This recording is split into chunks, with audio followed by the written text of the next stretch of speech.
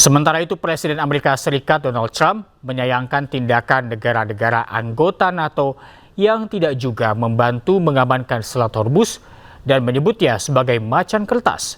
Trump juga tegaskan persediaan minyak Amerika Serikat terbanyak di dunia sehingga blokade Selat Hormuz tak berpengaruh.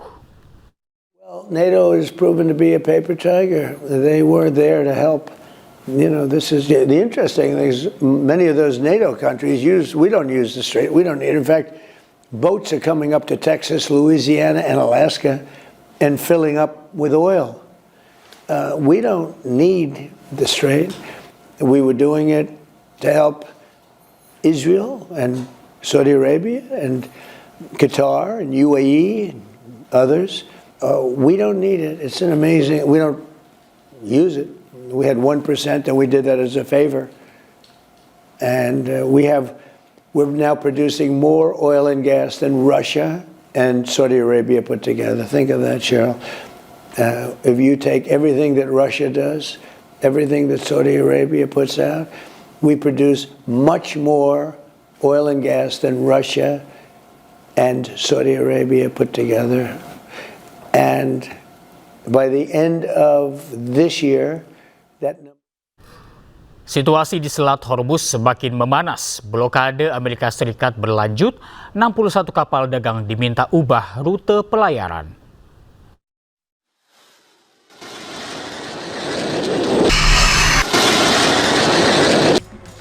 Amerika Serikat terus memperketat blokadenya di Selat Hormuz. 61 kapal dagang dari sejumlah negara diminta ubah rute pelayaran. Bahkan Amerika Serikat tak segan untuk menembak damanan kapal yang memaksa masuk atau keluar dari pelabuhan Iran. Tak hanya Amerika Serikat, Iran pun tak tinggal diam. Iran menggunakan strategi yang disebut armada nyamuk. Ratusan kapal kecil mengontrol ketat Selat Hormuz. Saat ini, kapal-kapal sekutu Amerika Serikat masih dilarang melintas di Selat Hormuz. Pasukan Garda Revolusi Islam Iran menggelar latihan perang untuk mempersiapkan diri jika Amerika Serikat kembali melakukan serangan. Latihan ini digelar selama 5 hari di wilayah Teheran.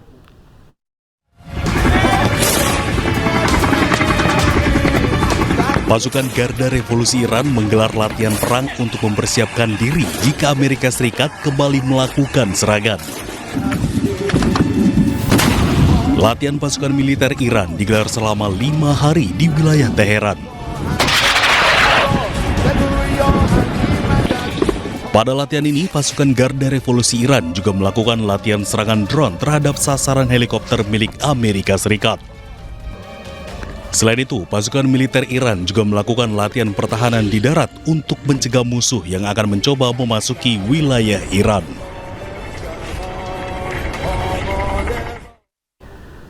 Ketua Parlemen Iran Muhammad Ghalibaf mengeluarkan ultimatum kepada Amerika Serikat untuk menerima proposal 14 poin Iran.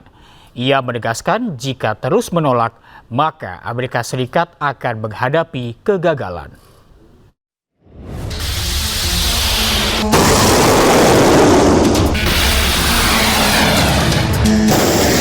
Memasuki pekan ke-11, proses gencatan senjata dalam kondisi kritis setelah negosiasi antara Amerika Serikat dan Iran buntu. Ketua Parlemen Iran Muhammad Ghalibaf mengeluarkan ultimatum kepada Amerika Serikat untuk menerima proposal 14 poin Iran atau AS akan menghadapi kegagalan. Ghalibaf bersikeras bahwa AS harus mengakui hak-hak Iran jika ingin mengakhiri konflik yang telah melumpuhkan kawasan selama lebih dari 2 bulan. Peringatan dari kepala negosiator Iran tersebut muncul usai Presiden AS Donald Trump menolak tawaran baru dari Iran. Melalui akun resmi media sosial X-nya, Ghalibaf menyebut tidak ada alternatif lain selain menerima proposal Iran.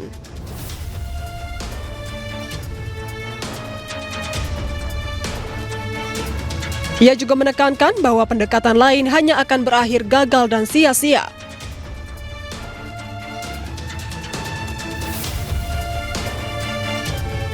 Semakin Amerika Serikat berlarut-larut, maka semakin banyak uang pajak AS yang dihabiskan.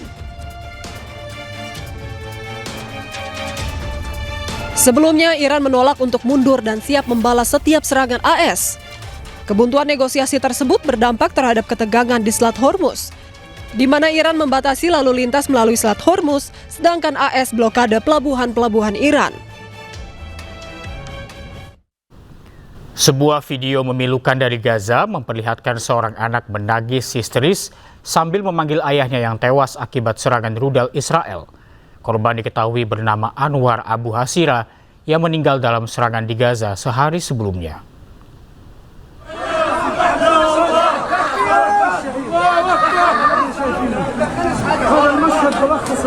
Rekaman menunjukkan seorang anak berdiri di dekat jendela rumahnya sambil menangis histeris memanggil ayahnya saat jenazah sang ayah tiba di rumah duka. Korban bernama Anwar Abu Hasira dilaporkan tewas akibat serangan rudal Israel di Gaza. Tangisan sang anak pecah ketika iring-iringan warga yang membawa jenazah ayahnya tiba.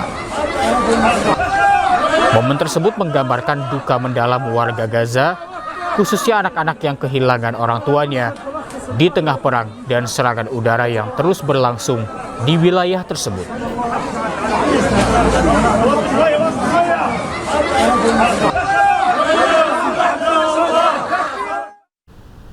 Makam seorang lansia Palestina di tepi barat diganggu oleh pemukim Israel. Keluarga korban diminta membongkar makam yang baru saja dibuat.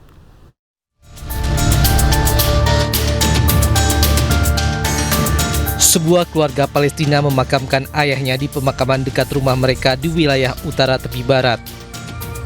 Namun usaha prosesi pemakaman berlangsung, sejumlah pemukim Israel dilaporkan datang dengan pengawalan militer Israel.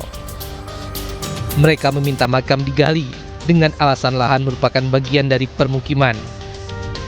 أثناء وإحنا بنتلقى التعازي في البيت قالوا يعني شباب صغار عندنا من البلد يردوا بيحكوا لنا المستوطنين ردوا نزلوا على المقبرة وعمالهم بنمشوا بالقبر اللي دفنتوه.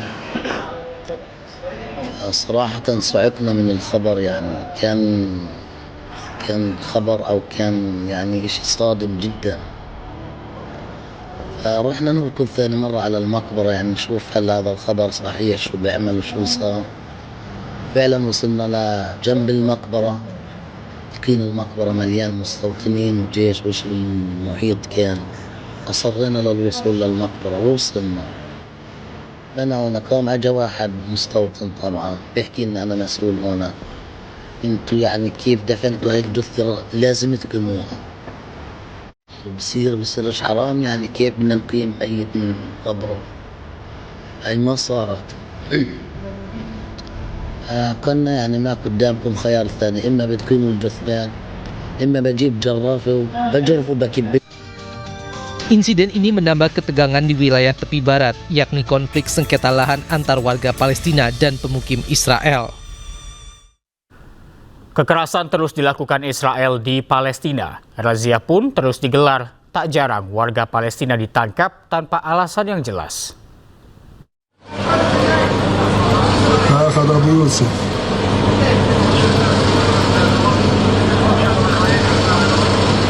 Pasukan Israel menangkap dan menganiaya seorang pemuda Palestina di Anata, tepi barat Palestina. Israel terus menggelar razia di tepi barat. Selama razia, kekerasan fisik kerap diterima warga tepi barat, bahkan banyak di antara mereka yang ditahan tanpa alasan yang jelas.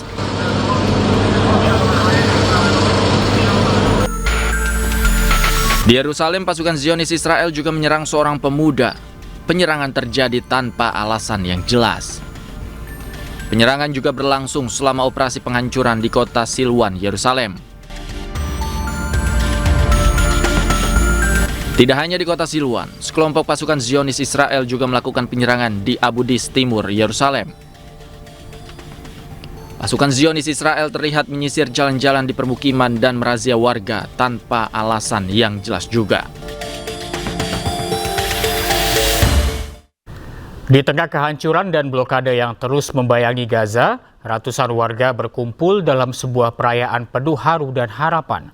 Sebanyak 50 pasangan melangsungkan pernikahan massal di kawasan Al-Mawasi, menghadirkan secercah kebahagiaan di tengah konflik yang belum berakhir.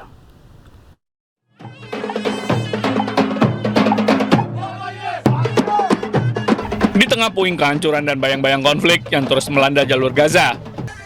Secerca harapan hadir melalui sebuah pernikahan massal di kawasan Al-Mawasi, sebelah barat kota Gaza.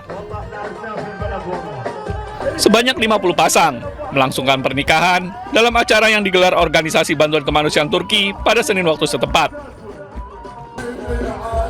Panggung-panggung sederhana didirikan di antara tenda-tenda pengungsian. Sementara ratusan warga memadati area perayaan untuk menyaksikan prosesi para pengantin berjalan di tengah kerumunan. Anak-anak tampak mengibarkan bendera Palestina dan Turki, menambah suasana haru sekaligus penuh kegembiraan di tengah situasi yang sulit. تقوم هيئة الإغاثة الإنسانية التركية إيهاها بتنفيذ هذا الحفل الكبير وهو زواج 100 عريس وعروس.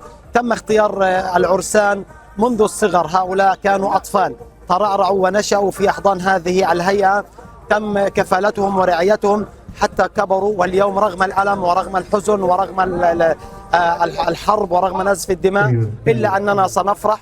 وعنوان هذا المهرجان عنوان عريض وكبير، يد تمسح دمعة ويد تبني أسرة.